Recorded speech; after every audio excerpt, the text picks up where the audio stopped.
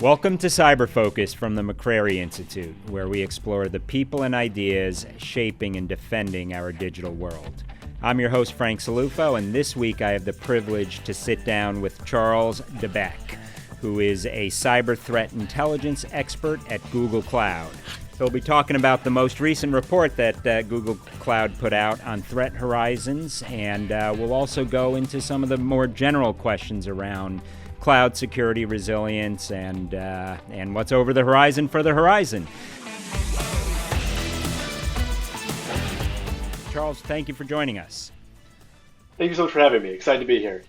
So maybe before we start, because we want to make sure this is both relevant to the expert community as well as a more general community, do you want to maybe start with sort of explaining what the cloud is and what serverless products and what the environment looks like, just to do a little bit of table setting?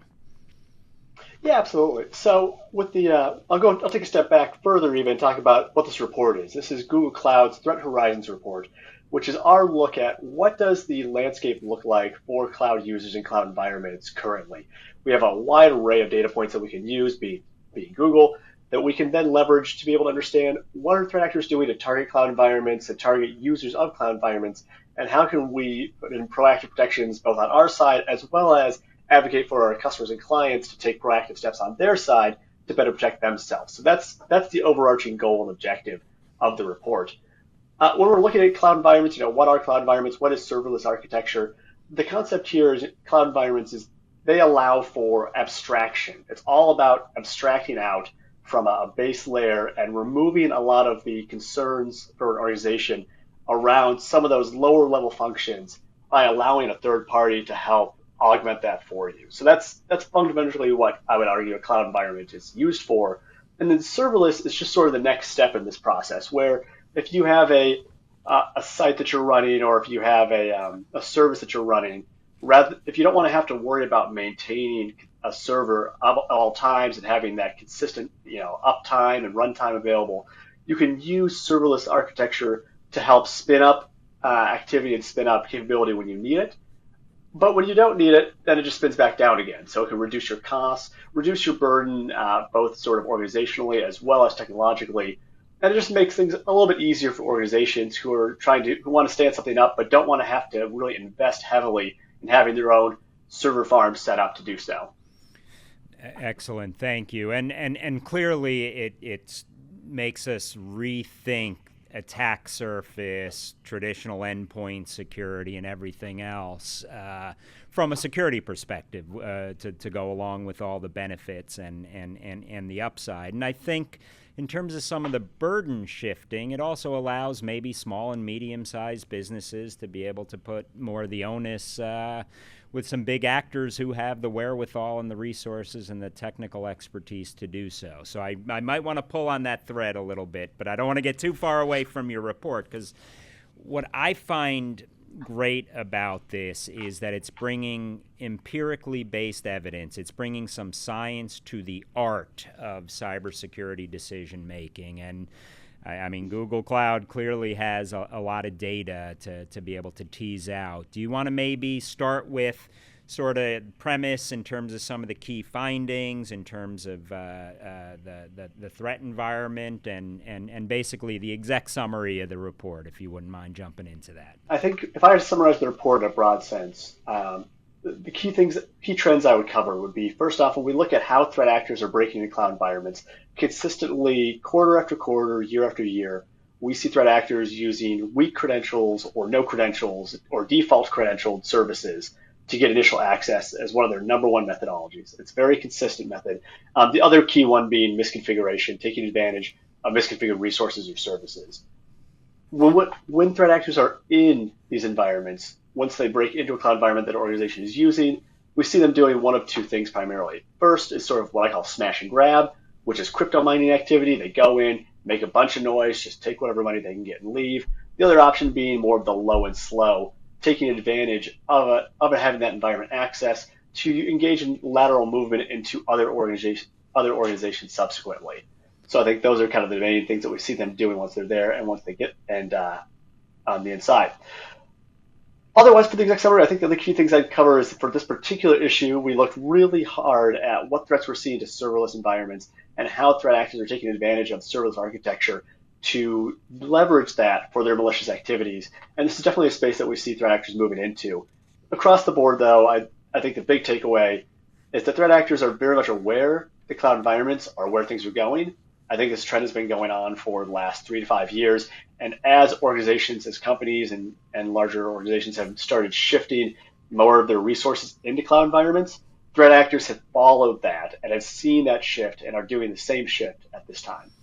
Awesome, thank you. So let's pull the thread a little bit on weak credentials, and if I'm not mistaken, I think it was weak or no credentials accounted for 47.2% of cloud environment attacks in the first quarter of 2024.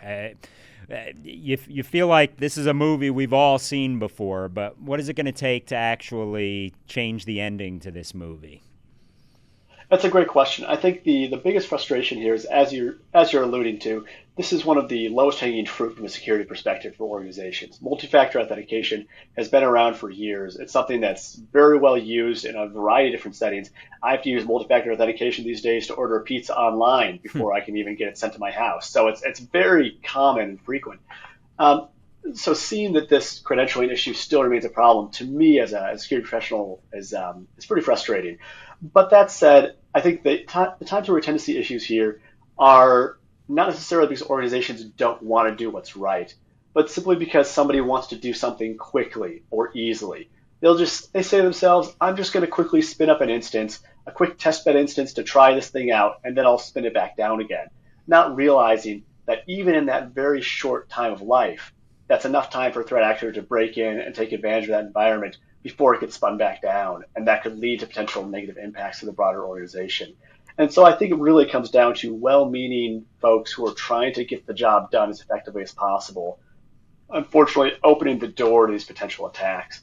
I don't think these days, whereas historically, 5 years ago, it might have been because organizations weren't instituting protections, I think today it's more so because organizations are instituting these protections, but folks just make mistakes in the moment, and it's that momentary mistake that can really cost an organization. Roger that. And I mean, the old adage, it's always too much until the day it's not enough. I kind of feel like we've seen that, and I hope that we can move our way through on all of that. But it is worth underscoring, whether in a cloud environment or a non-cloud environment, 2FA, MFA, this isn't rocket science, but is absolutely integral to security efforts.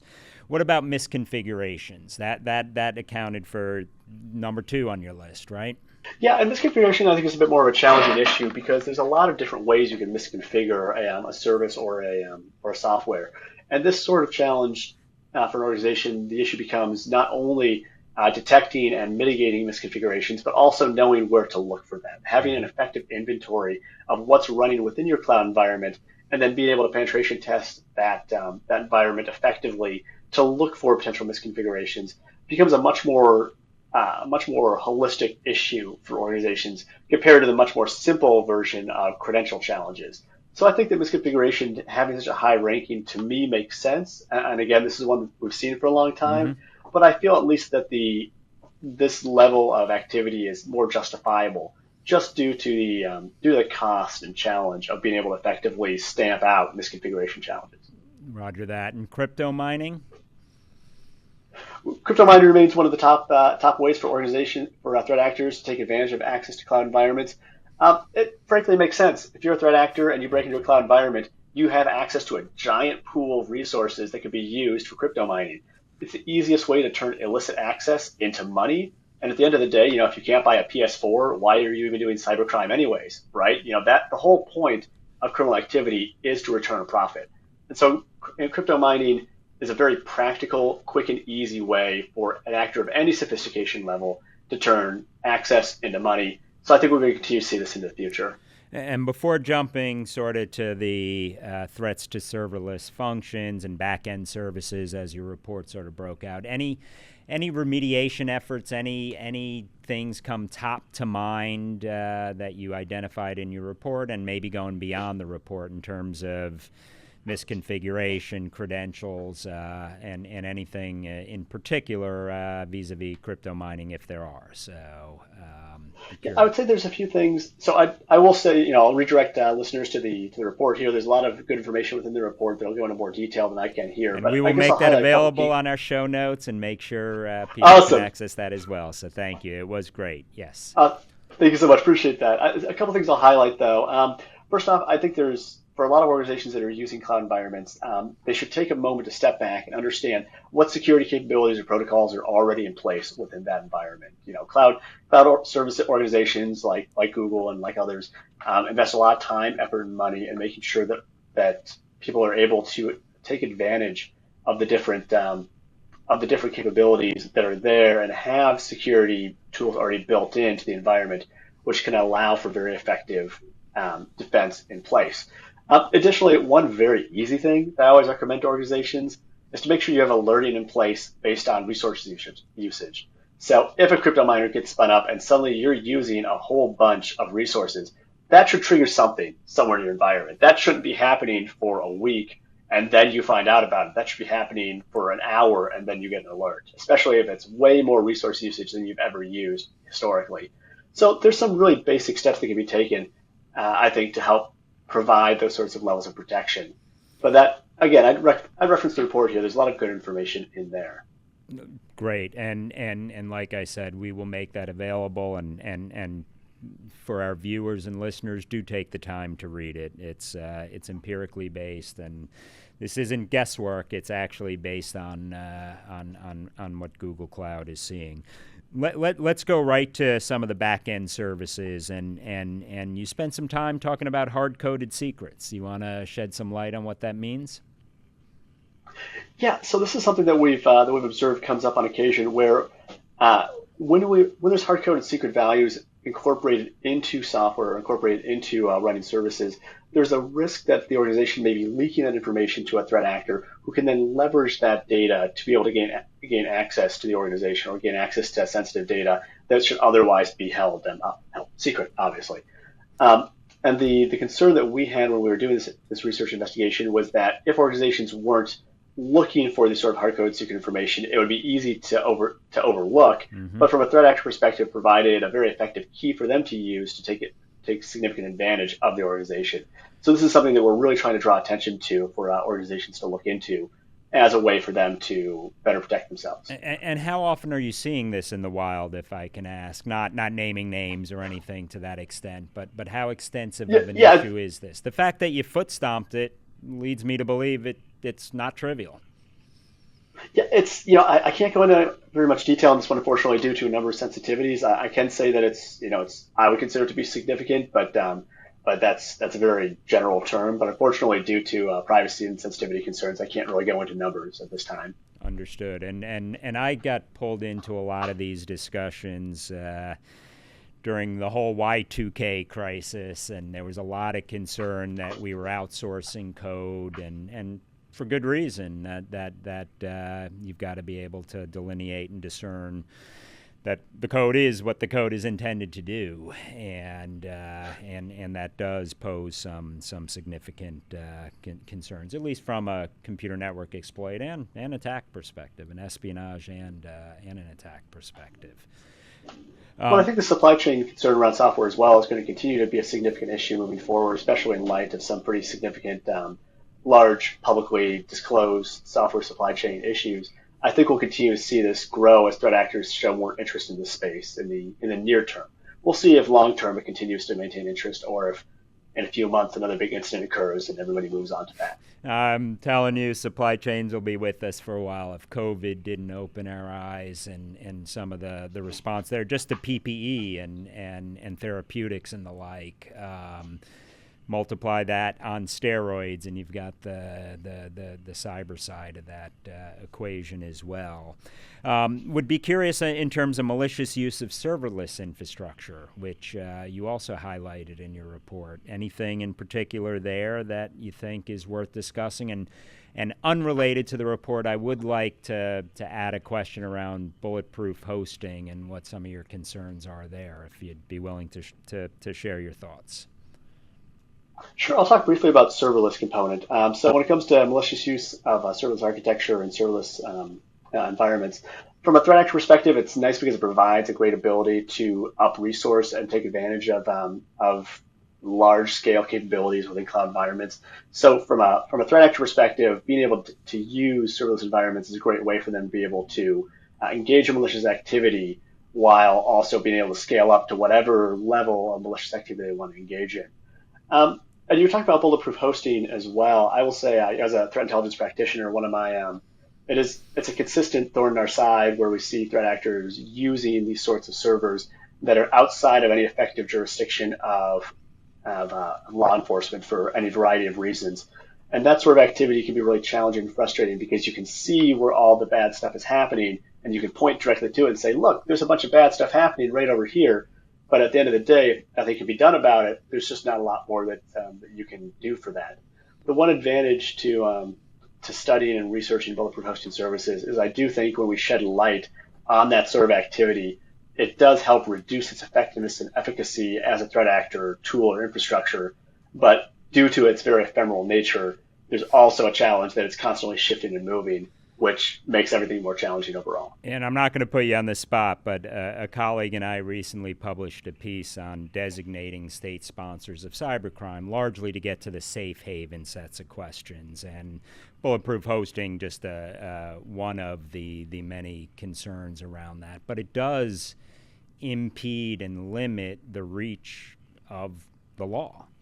And if you have countries that do not look to extradition treaties with the United States and other allies, that does have impact and consequence to our global economy, security, and the like. So do think that the bulletproof hosting issue is an issue we'll be coming back to in sort of the days ahead.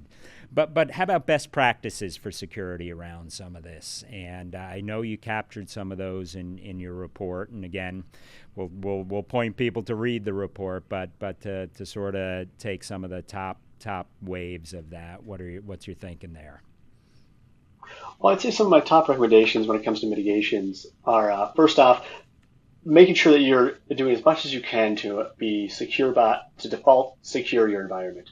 Look at your organization, your organizational policies, and ensure that you're really taking proactive steps to engage in a lot of this bare bones expected security posturing across the organization, and that it's not optional but mandatory by nature. So that you're requiring, are good credentials being used? Are these policies well defined and enforceable? And are there actually teeth on these enforcements, or is it, just a nasty email that you get, which could just be summarily ignored? So making sure that there's effective organizational policies in place, I think, is a good first step.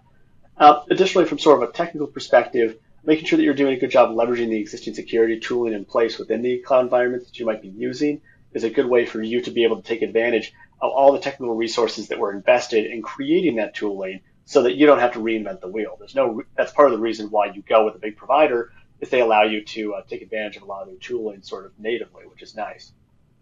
Otherwise, I guess my other big suggestion would be to make sure that organizations are engaging in effective detective controls for malicious activity and saying, if something bad were to happen, if a threat actor were to leverage our environment for subsequent malicious activity, or if a threat actor were to break into our environment and try to exfiltrate our valuable data, do we have detections in place for that? How would we at least see that this is happening? Because the worst case scenario is that something bad happens and you have no idea until you read about it in the newspaper. I think that's what we want to avoid the most. And so figuring out a way to make sure detections are in place, I think, is absolutely critical.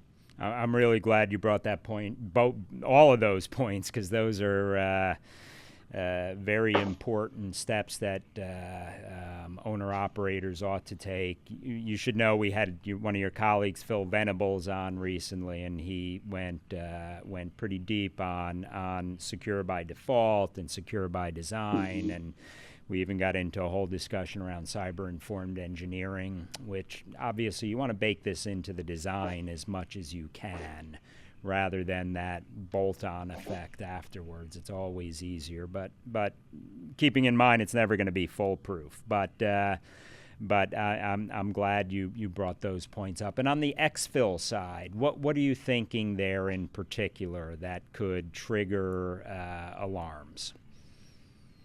Well, what I think is interesting here is when we look at the trends that we're seeing in threat actor activity, we're seeing that threat actors are really engaging more in exfiltration rather than encryption of data, because it's a much more profitable endeavor for them. They're seeing a lot more success in the overall marketplace when we see this sort of exfiltration.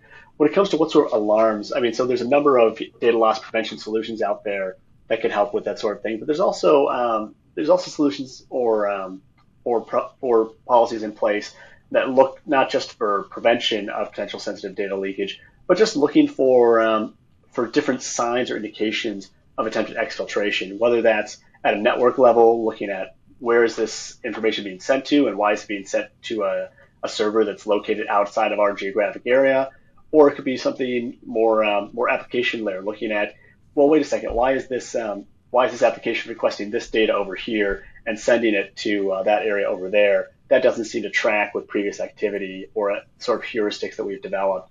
There's a lot of different ways that an organization can try and detect exfiltration, but I do think it is critical because I think that's the direction we see threat actors moving in terms of what they're going to attempt to do once they're inside organizations. Roger that. You can't escape a discussion without AI in the mix, both for blue and red, both for the Defender and what Google Cloud is doing, but also obviously the double-edged sword, how adversaries can utilize AI to enhance their capabilities. Any thoughts there in terms of the good work you guys are doing and what you're seeing from an adversarial AI perspective? Yeah, I mean, and this is and obviously, and there's definitely entire teams that are devoted to this. So I'm not an expert in specifically this area, but I will provide sort of my individual opinion and perspective based on what I've seen so far. So just a broad caveat there.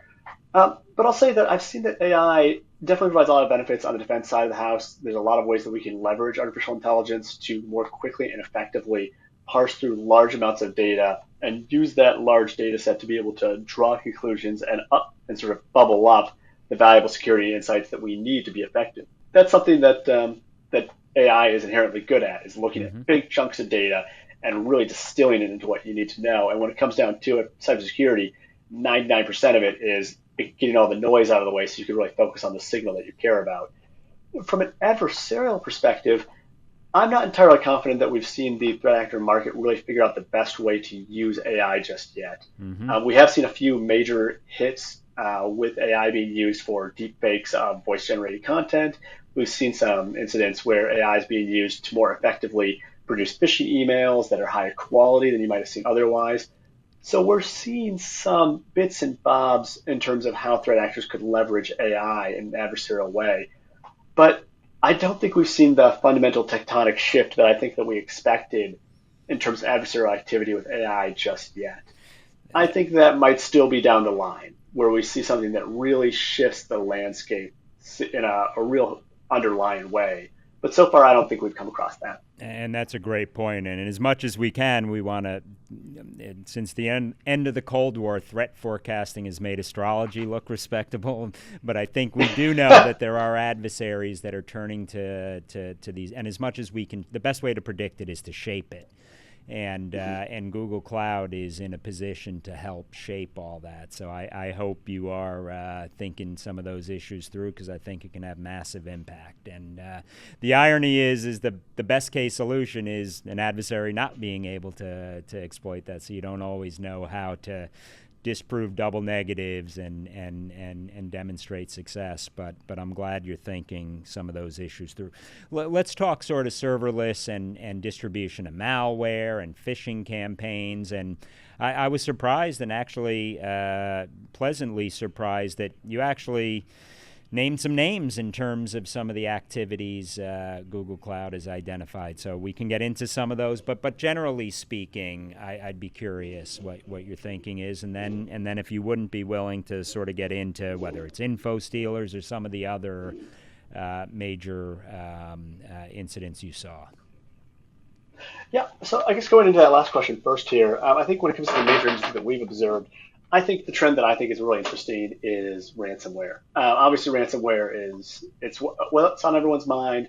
It's one of the most significant, prolific transfers of wealth from legitimate organizations to criminal actors, and it's causing significant harm to organizations of all sizes across the board, from small mom and pop shops to large multinational Fortune 500 companies. Ransomware targets anyone and everyone they get their hands on, and partially due to this success, we've seen more and more threat actors get into this same game, trying to figure out a way for them to make some quick money. I think that's really resulted in a significant shift in the overall landscape in terms of where threat actors are targeting. Mm-hmm. And as we've seen that sort of focus shift from on-prem to cloud targeting by threat actors that I mentioned before, the fact that a lot of these threat actors are engaging in ransomware attacks has subsequently also made it so that cloud environments are heavily targeted by ransomware actors, because the theory is that's where they can get the valuable data that they're looking to steal and use. I want to go back briefly and talk about something I mentioned before, which I think is an interesting trend in ransomware, of moving from an encryption model to an exfiltration model. Mm-hmm. 2-3 years ago, if we were talking ransomware, we would have said that ransomware looks like you break into an organization, you encrypt all their stuff, and then you leave and you sell them the decryption key. That was sort of the business model. But that ran into a couple key issues. First off, it was decryption keys didn't always work, so that lost a lot of reputation for threat actors. Second, it was really tough to convince people to buy this when they had good reconstitution plans, because they'd just say, no, thank you, we'll just go back from backup. Thank you very much. Mm-hmm. And so I think that for a few different reasons, this became a very ineffective methodology. But what is still very effective from a threat actor perspective is exfiltrating valuable data and then holding that for ransom on risk of public release. And that's, I think, where we're seeing threat actors really get good money and good payouts. And as a result, we're seeing that much more frequently. And I think that's the direction we're going to see ransomware go in the future, is more toward an exfiltration model rather than an encryption model. So they're still being ransomed, but what's being held for ransom has changed over the last few years, which I just think is kind of interesting. Yeah, that more than interesting. It has significant consequences. So thank you for bringing that up. We're seeing a lot of the same sort of movement in terms of trends in that direction, and increasingly you're seeing companies be ransomed more than once. It was sort of onesie twosie, but now it seems to be flipping a little, where you see companies multiple times, either by the same perpetrator or those piggybacking them. So yeah, I'd be curious if you think that's the case, or if I'm just cherry picking my findings there. I think it's a little bit tough because there's so many victims at any given time that it's tough to say if it's how often we've seen repeat offenders. And in my experience, there's been generally organizations that are impacted by a cybersecurity event build back better to a large extent subsequently. But there is also something to be said about the copycat nature of a lot of criminal actors in this space. And if one person's able to effectively gain access to an organization, others sometimes try to pile on the same organization, simply because they think, well, it seems like it's an easy enough target, we might as well go for it and see if we get lucky. So I can't say definitively with statistics, but it wouldn't surprise me at all if there was a pretty decent stat around the number of repeat impacts we had, which should be a good wake-up call to organizations that just because you're in the middle of an incident doesn't mean that you're not also potentially in the middle of your next incident as well, if you're not putting up defenses as quickly as possible. That was exactly my point. Well said. And before we sort of get into, because I do want to talk sort of pineapple campaign, which you guys highlighted there, and it's not whether you should have pineapple on pizza for some of those who follow the cyber debate, but I do want to get your thoughts on OT. I'm having a harder time differentiating and delineating IT, OT. That environment is converging fast. And the reality is the cultures are still very different in terms of our defenders. But anything you're seeing there that is worth sort of discussing on the OT environment and cloud in particular? Yeah, I think the interesting thing with OT IT is that the relevance and importance of operational technology across the board is going to continue to grow. Right? We use OT across a wide array of systems to make it so a lot of basic things function in society, and as a result, OTs continue to expand. I And at the same time, though, its integration with IT is also critical because it allows for users to be able to effectively engage with and interact with these cyber physical systems that we see in the OT space. And I think that IT-OT overlap and the transversal between IT and OT systems is going to continue to make it so that threat actors see potential value in targeting these systems because they'll be able to take advantage of the critical uptime and availability requirements that most OT systems have. Usually, you can't just shut off a water pump for a little while and say, "Oh, that's fine, it'll get back on later." It's pretty time critical. Yeah. So I think that we will continue to see this be an area of interest for threat actors. Similar though with some things we talked about previously, I don't think we've had a watershed moment in this space just yet where there's been a major incident that's led to significant profit for a threat actor. So from a criminal perspective, I think the one bright side in this realm is that we're not seeing a lot of threat actors engaged in targeting of these systems. I think primarily because we're not seeing the profit motivation really panning out. But it will just take one. And then suddenly, after a successful IT/OT breach that led to a lot of money, we could see a pretty significant run on this by threat actors across the board. Yeah, and I think we also have to factor in not all hacks are the same. Intentions vary, obviously, capabilities vary, and some of this goes beyond criminal intent. It could be nation state intent for pre-positioning or intelligence preparation of the battlefield or what have you. That does have significant implications. So one is arguably too many at a critical juncture in time in our country. So let's talk Pineapple exactly. quickly.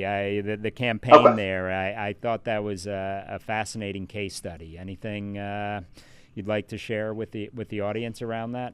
Yeah, I think what's interesting about this was that it gets to what I think is a broader challenge or a broader rationale as to why threat actors may like to use cloud environments for malicious activity. And one reason that we're actively working to stamp it out is because in the Pineapple incident, what we had was that we had threat actors that were taking advantage of cloud infrastructure to use that to distribute malicious URL, to host a malicious URL that individuals, that users would be sent a link to as part of a phishing email, and then they would click on the link, go there, put their credentials in, and it was a credential stealing website that would then send that back to the threat actor after the users put in their creds. Pretty standard stuff.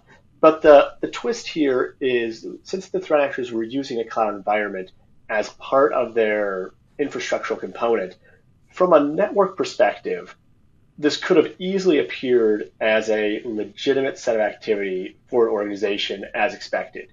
If your organization uses that particular cloud provider and there's a lot of interactions between your organization and that cloud provider on a day in, day out basis, and you're going back and forth, doing stuff all the time, one more set of connections here wouldn't look particularly suspicious or malicious. Even to a URL you hadn't seen before, your detection heuristics might not notice it because the cloud provides this veneer of legitimacy to the malicious activity. And I think that was as partially the rationale for what happened here is the threat actors got into a cloud environment and then said, well, since we have this sort of fake appearance of being a legitimate hosting provider because we're on a legitimate cloud environment, we can put up this malicious URL. We can take advantage of this access to be able to get access to other systems by using this veneer to their advantage.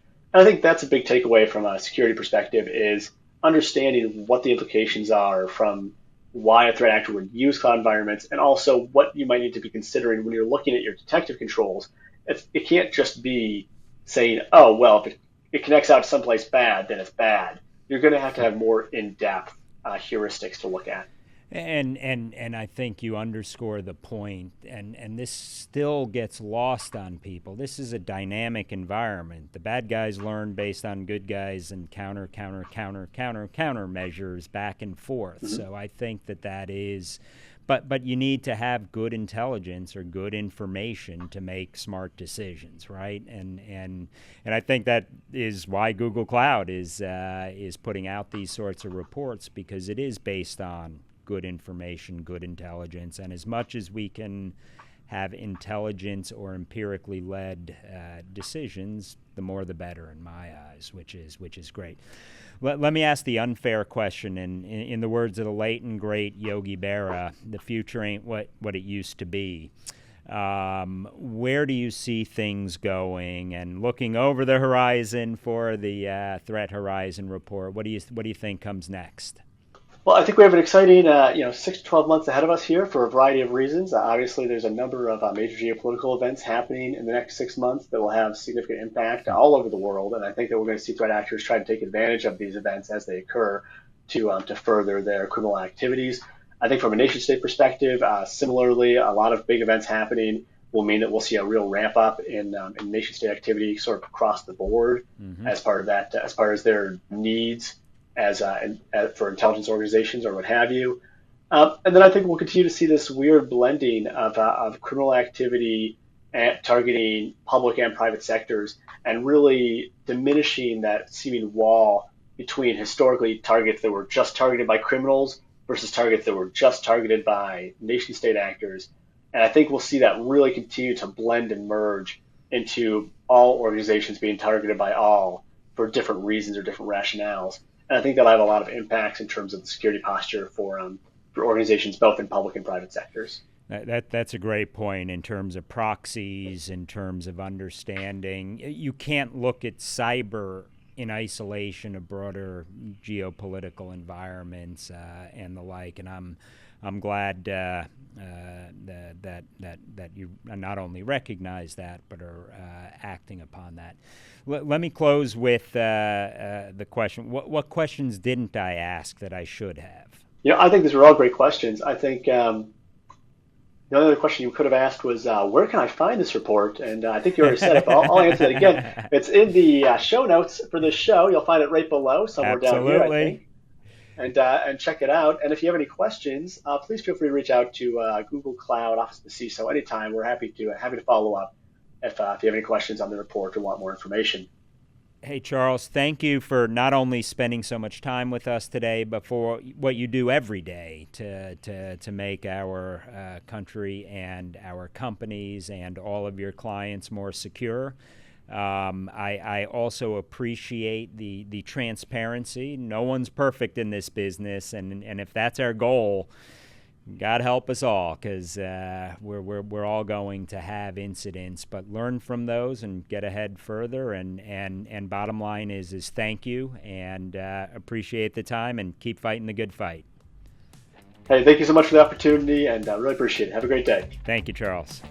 Thank you for joining us for this episode of Cyber Focus. If you liked what you heard, please consider subscribing. Your ratings and reviews help us reach more listeners. Drop us a line if you have any ideas in terms of topics, themes, or individuals you'd like for us to host. Until next time, stay safe, stay informed, and stay curious.